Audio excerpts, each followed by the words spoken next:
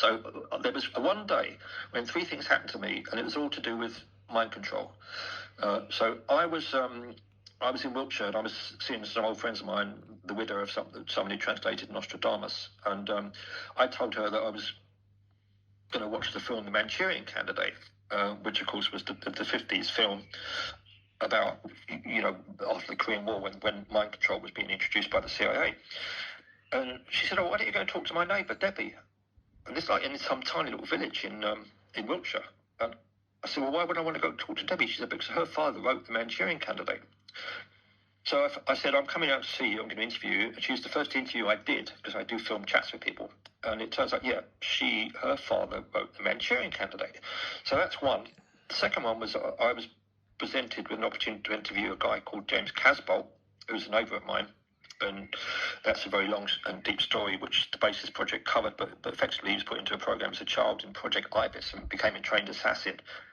And we then went to the American military doing alien retrieval of spacecraft. So he then spent 14 years in prison, and I'm now interviewing him over a course of long interviews. So I was introduced to him, and he told me that he was standing as the candidate for a party called Murby and Kernow down here in Penzance. Well, Murby and Kernow is MK.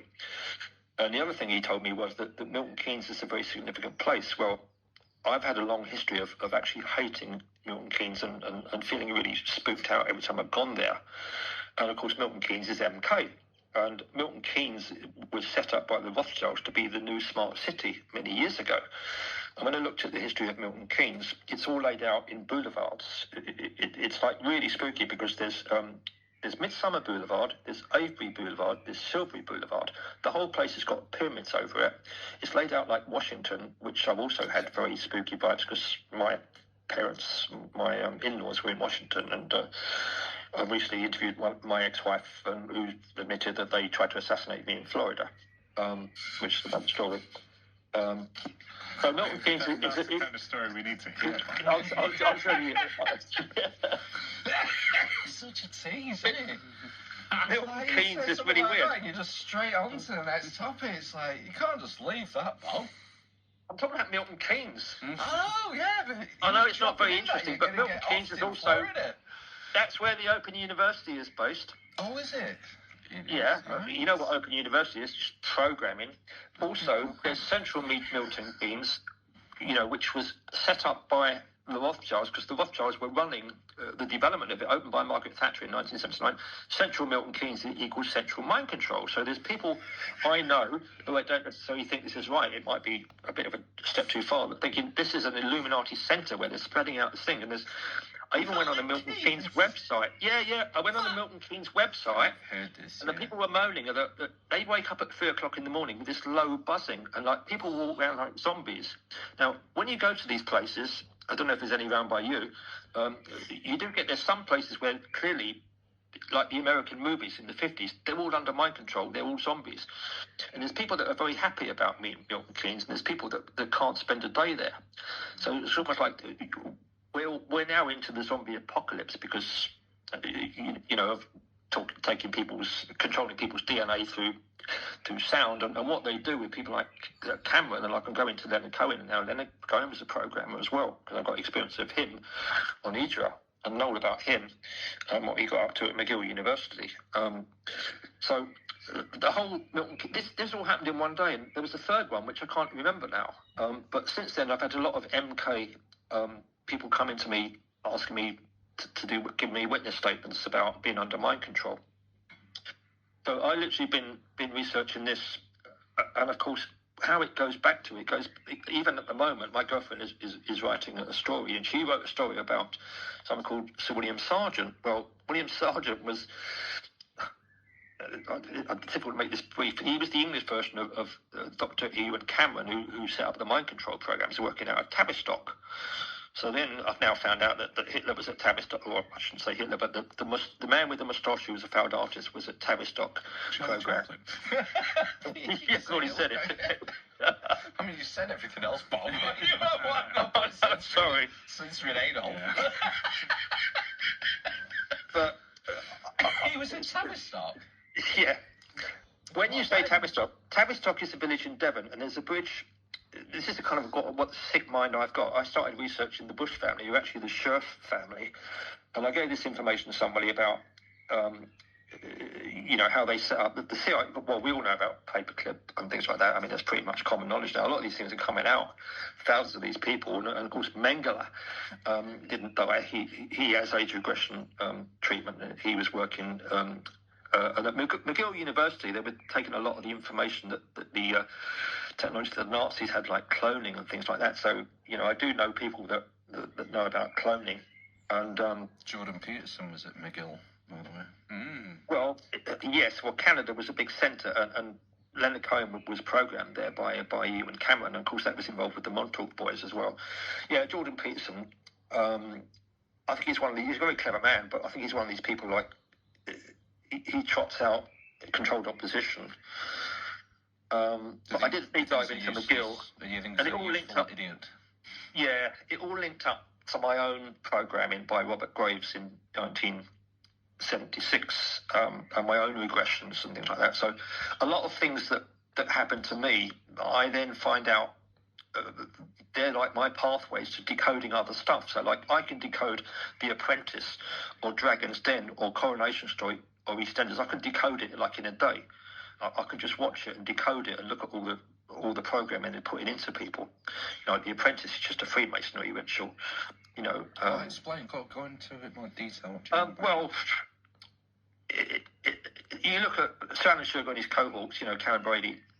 They are. It's almost like a secret society, and they're looking to induct people into it. So it's also a humiliation ritual. So you get all these absolute losers on it, and they have to go through certain trials, and that's a bit like Freemasonry initiation. And you might get one or two at the end that will go into it. And of course, when he does the pointing, can you see what they're doing? When he says you're fired, that's the Freemasonry symbol. So the whole thing is a cult, and when you look at, they go out to the Tower of London, then you've got all the buildings around the cities. They're all pyramid shaped, or they're penis shaped, which it goes back to Egypt.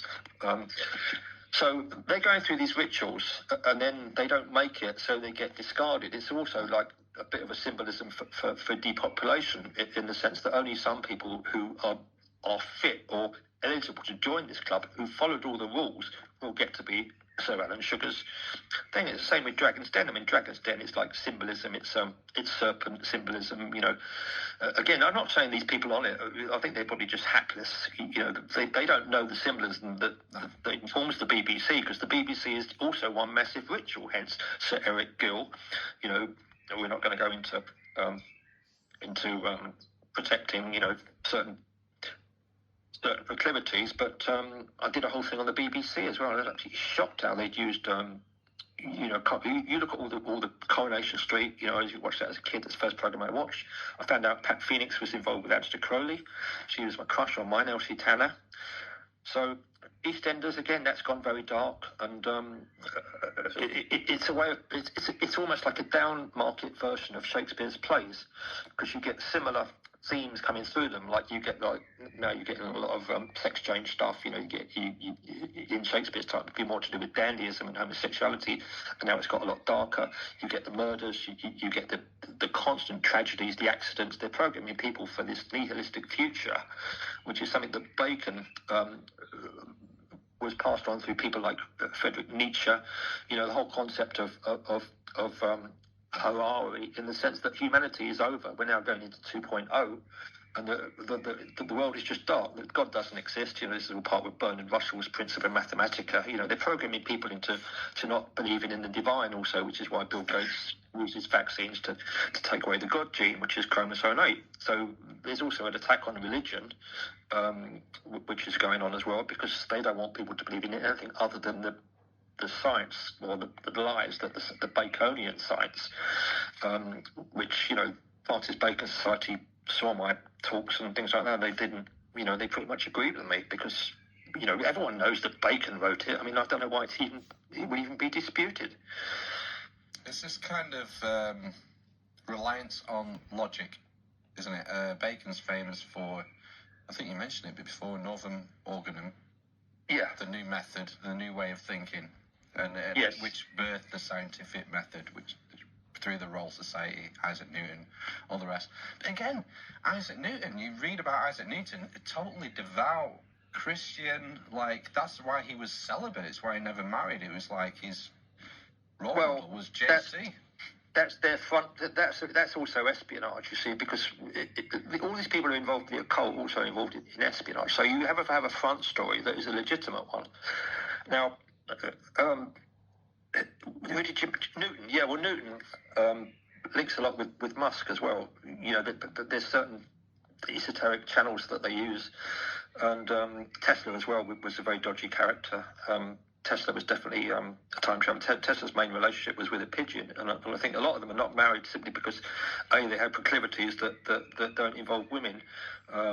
So this goes through a lot of secret societies, you know, and how they did it, how Bacon did it, was by creating a fake reality that's gone on for 500 years now that people are trapped into. So, you know, this was like a very early form of matrix, and it was a matrix that was run by the British Empire, and all the secret information that gets passed down to bloodlines, you know, who can access this information through their DNA because their DNA remains uncorrupted. They are separate from the actual masses, you know, which is very much a feudal situation. This country, I think, is one of the worst of them. So, you know, you've got these elites through generation after generation that control everything. And, of course, now they control information, they control the media, they control the music. So they get people like projects like punk or programs like, you know, heavy metal bands, you know, which is, again, it's all satanic rituals, a lot of it. So they control all the information, they control the entertainment industry, but they also have access to this knowledge. And this knowledge, when you go above, like, into above 33-degree Freemasonry or things like that, or in so the knowledge that you then have to admit is that Lucifer is the true God. So a lot of it is a Luciferic belief system, and that, of course, when I did work on the United Nations and all those evil institutions, you know, Blavatsky, Alice Bailey, you know, it's all Lucifer Trust. Lucis Trust, yeah. Yeah, you know, once you know how to decode the words, and by using the words, you are giving your consent, because they absolve themselves from karma by telling the people what they're going to do to them.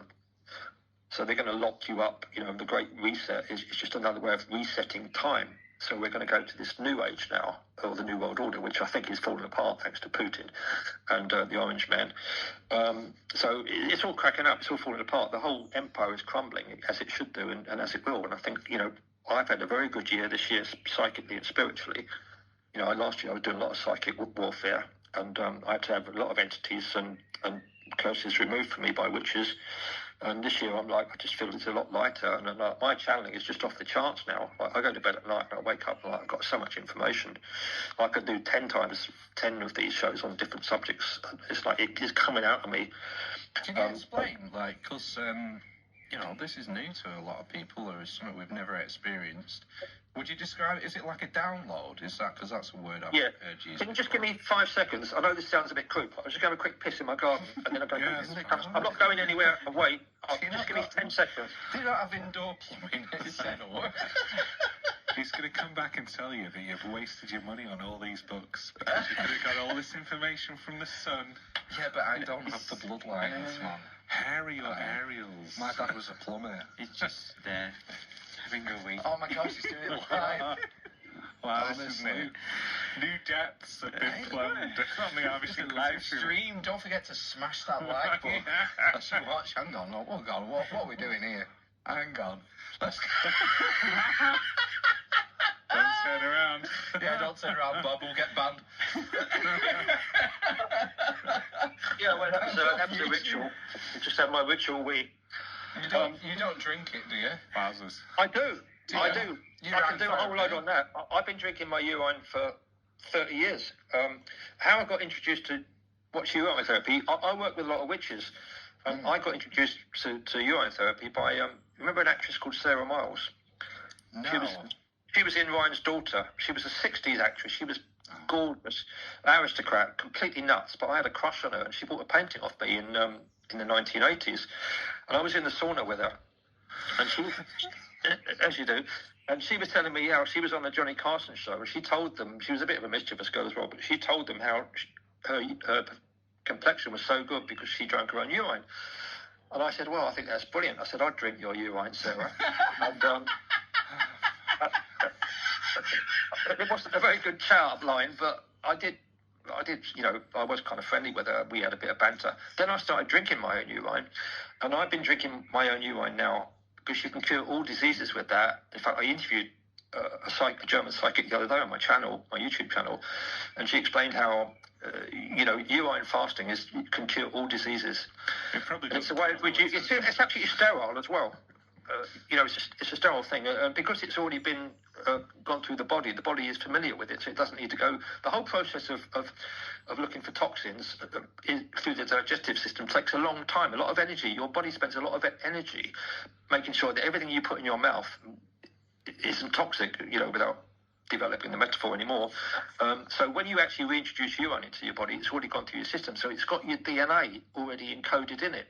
So it's all to do with this encoding of DNA. So if I'm channeling, I will fast, and I will also drink my own urine. So it's just a bit of coincidence you brought that up, because yes, it's actually one of the tools that you can use for accessing information through your system. And the sun opens up, activates cholesterol and melatonin, which are crucial for brain function. So the fact that people are taking statins is another travesty, because what you need when you get older certainly is a lot of cholesterol, because the brain is like 93% cholesterol. So I have an extremely high fat diet, and by going in the sun, you activate the vitamin D. Especially when you have a winter, when you don't get much sun, your body is depleted, and you don't get the same from supplements. So, like, when you go in the sun, like I've been in the sun for about a week now, and I just absorb the information, and that's why I'm channeling a lot at night, because it activates the cholesterol and the melatonin. Also, it does something to the pineal gland, which opens it up, because the pineal gland relaxes. So when I lay in the sun, a lot of writers have written about this. It's like it goes into your head, and it also activates your libido in quite a big way as well, which is another thing they don't like. So you get people like Wilhelm Reich talking about the function of the orgasm, and of course they want to shut that down straight away. So they want to control everything you do, everything you think, all the things that are good for you, like sunlight, drinking your own urine. They tell you are bad for you, like eating meat, or giving you an understanding of where you are in the scheme of things. That's why I think it's very interesting, because if you know why you behave in a certain fashion, that I believe is your DNA natural response. And I can now understand why I'm very rebellious, and I've got a complete antipathy towards the royal family. In fact, I'm in an art exhibition in Swindon in 2 weeks called Outsider Artist, and I've done some my own money. I create my own money, which was my Cash is King project. So I've manifested money quite often in my life, and I did that 2 years at Saatchi, and then the Bank of England, threatened to prosecute me for treason. Because I defaced the Queen's currency, and then I realised, going back in time, Sir Peter Osborne, one of his jobs was to turn base metal into gold. He was given this detail to do. He was in charge of that, and of course that links into John Dee, and it links into alchemy. So when I talk about manifesting money, I've always had a thing about manifesting money. Like, money just comes to me when I need it. I don't know why. I'm very lucky, but that's because back in 500 years ago, my ancestor created gold out of base metal, and he employed a German firm to do it. So it's in my DNA that they create money. So they've also dissipated a lot of money. So on both sides of my family, they've gone from being extremely rich to actually having nothing overnight. A mixture of gambling, drinking, bad choices. But in a sense, that's the thing that is common to both the aristocracy and also, the peasants, especially people with gypsy blood, because they're notoriously good at making money and also good at losing it. So biography, right? Autobiography. Yeah. Yes. When do you think that'll be out? Well, I was going to write it this year, but I'm having such a good summer, and I've got so many projects lined up that I think I'm going to start in the winter. But it's all there. It's all information that I've stored, that I've spoken about. So it's just a question of getting it into a book form. And that will include all the Rebel Not Taken stuff, all the stuff about George the Giant Augur, which is a fascinating story. He worked with the dwarves in the freak shows. And also he worked with a guy called Francesco Lentini, who had 3 legs and 2 penises. So I've got all... Is it the wrong way round? Yeah, I thought that'd get your attention. Tripod. I mean, I've got all the photographs, but they're all by Getty. I've got photographs of Charlie Chaplin and Harold Lloyd, and you know, it's circumventing the system in order to get your own information out. So yeah, I'm going to do 1 book, and I'm going to do it this winter, and it'll be out by Christmas. Excellent. We'll look forward to it. yeah, we need to know. You should come back when it's going to drop. Oh yeah, it'd be great. Yeah. Full time's the charm. Yeah, definitely. This has been fabulous, Bob. Thanks for your time. Yeah. Thank you. Well, I always enjoy talking to you guys. I mean, you know, you just let me ramble on and go down a weed a little That's bit. good. It's great to listen to. Yeah, it You is. keep that garden watered, Bob. I will. You're lucky I didn't drink it in front of you. There you go. That would have been a first for the Amish Inquisition. Would have been, yeah.